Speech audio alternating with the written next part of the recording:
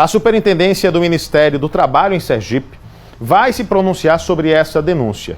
Nós vamos trazer esse pronunciamento agora, ao vivo, com a nossa repórter Selma Souza, a Selma que acompanha esse caso também e traz esse pronunciamento para nós. Selma, muitas questões estão sendo levantadas. O representante da OAB, por exemplo, falou que alguém do Ministério do Trabalho, ela não citou o nome, mas ela foi recebida por alguém do Ministério do Trabalho, na superintendência, que deixou, inclusive, subentendido que é uma prática reiterada dentro do próprio órgão. Ou seja, é como se o Ministério do Trabalho assumisse que coisas assim acontecem aí dentro. Essa versão está de fato mantida? Não está? E mais, o que será feito para apurar essa história? Esses servidores passarão por procedimento administrativo dentro do Ministério do Trabalho, em suas funções administrativas? Precisamos entender isso, Selma. Boa noite. Oi, Lucas, boa noite a você, boa noite a todos que nos acompanham. Com certeza, são muitos questionamentos, muitas dúvidas a respeito sobre esse assunto, mas uma coisa é certa, o respeito não foi preservado nessa situação de fato. A gente já está, inclusive, com a superintendente adjunta do trabalho aqui em Sergipe, a doutora Rosenilra Santos, porque, vamos explicar, né, o Lucas trouxe para a gente questionamentos, inclusive denúncias, né, de pessoas lá dentro da superintendência do trabalho, em relação que essa prática já acontece. A senhora estava me explicando, existe uma incongruência em relação aos dados, essa atualização dos dados, não é isso? Boa noite. Boa noite. Primeiramente, registrar que é lamentável o fato ocorrido.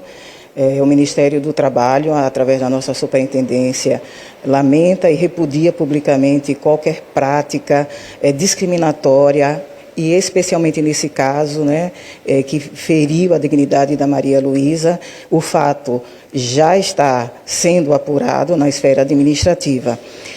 Mas é importante esclarecer para a própria Maria Luísa e para os nossos telespectadores que o fato ocorrido se deve a uma situação técnica do banco de dados. Então, um banco de dados ele vai armazenando, né, como se fosse uma pilhazinha. Todas as informações vão chegando e uma sobre a outra vai sendo arquivada. E nessa situação, bem como em outras situações, o que é que acontece? O Cadastro Geral de Empregados e Desempregados, o CAGED, que é a base antiga, né, que hoje foi substituída pelo e-social, em que todas as informações são utilizadas para os benefícios, especialmente do seguro-desemprego. E aí, na situação da Maria Luísa, o que ocorreu, como ocorre em outros casos, é que essas informações anteriores à mudança do nome civil consta no banco de dados, o que não justifica o fato denunciado. Mas é importante esclarecer para a população de que não é um ato institucional de recusa em reconhecer a dignidade, a integridade da Maria Luísa ou de qualquer outra pessoa numa situação similar. Então, há essa dificuldade, sim, do banco de dados, que ocorre também, Selma e Lucas, por exemplo, com pessoas casadas quando se separam e tem que alterar o nome, o sobrenome é alterado. Quem já passou por isso sabe que dá uma dor de cabeça, é uma via crucis até você conseguir regularizar Registro Civil, CTPS, Banco de Dados do Ministério do Trabalho, Polícia Federal, todos os órgãos estaduais e municipais também. Então, nesse caso, a divergência do dado se explica por isso, mas não a ocorrência do tratamento que está sendo denunciado, que já está sendo apurado na esfera criminal, está sendo apurado na esfera administrativa, no que compete à superintendência.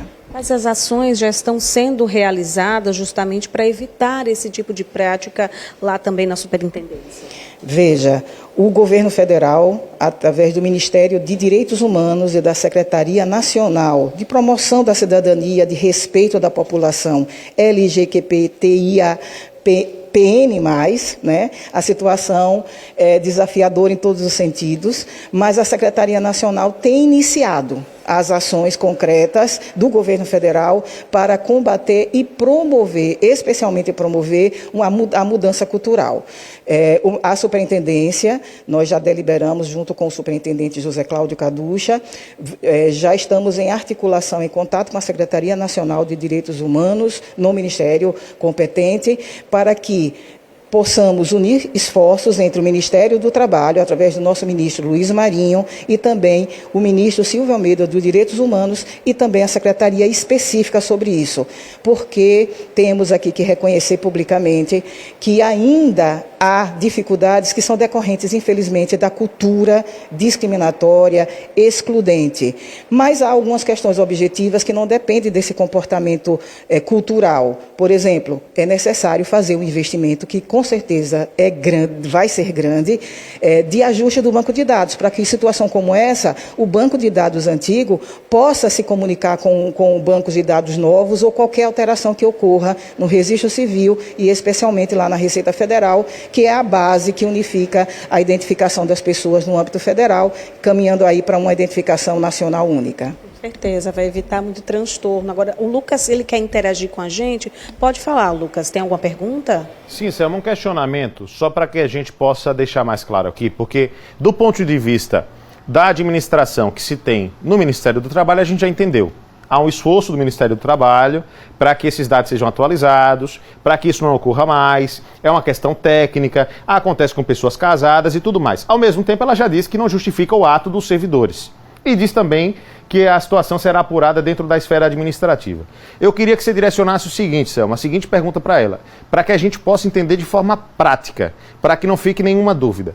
Os servidores que supostamente praticaram os crimes, os servidores, as pessoas dos servidores, nas suas funções de servidores públicos, eles responderão por um inquérito administrativo, eles passarão por uma investigação dentro do Ministério do Trabalho, serão responsabilizados administrativamente. É isso que a gente quer entender para ter certeza que essa história não vai passar impune no âmbito administrativo. Pergunta para ela, por favor, Selma.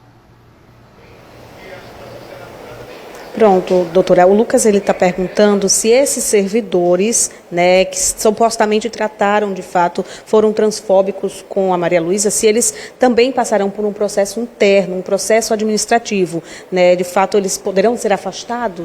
Então, a abertura do procedimento administrativo é exatamente para apurar e, ao final, comprovando, dando o direito que legalmente é assegurado a ampla defesa, poder, então, a partir disso, a comissão disciplinar poder chegar à conclusão, podendo aplicar sanções, desde suspensão, um afastamento provisório, ou até uma demissão. Mas isso depende da análise concreta dos fatos para poder fazer enquadramento, se ocorreu o fato, se enquadrou realmente numa conduta ilícita e, ao final, qual a gravidade dessa conduta. Obrigada, doutora Rosenilra, por estar aqui com a gente, por trazer, de fato, esse direito de resposta e explicar, né, para Maria Luísa, para o público de casa, toda essa situação. Obrigada mais uma vez, Lucas. Então, está aí, né, toda essa explicação da Superintendência do Trabalho em relação a esse caso que aconteceu, infelizmente, aqui no nosso estado. Obrigado, viu, Selma, pelas informações. Olha, eu quero aqui, com muita sinceridade, dizer o seguinte. Eu fiquei muito satisfeito com o que disse a dona Rosenilra Santos, que é a superintendente do Ministério do Trabalho em Sergipe, a responsável pela superintendência. Me parece que ela foi extremamente clara e foi transparente. Ela reprova a ação que acabou sendo realizada dentro do Ministério do Trabalho, diz que os servidores passarão por um procedimento administrativo e que a comissão que avaliará isso decidirá o que acontecerá com eles. Inclusive, ela cita que em estágio último eles poderiam, inclusive, ser demitidos. Então, assim, me parece uma postura de bastante transparência dela e é isso que a gente espera no órgão público. E que, de fato, que ela coloca aqui, que a situação será estudada e analisada para que não aconteça novamente tudo isso, de fato, seja aplicada essa situação. Né? E que os servidores aprendam e entendam que não podem tratar uma pessoa que tem o seu direito dessa forma, desrespeitando o direito da pessoa. Não pode acontecer. Tomara que tudo isso que a dona Rosenilra disse aqui, ela se torne prática, tudo isso se torne prático e que a gente consiga não passar mais por situações assim, né? Não trazer mais casos assim aqui.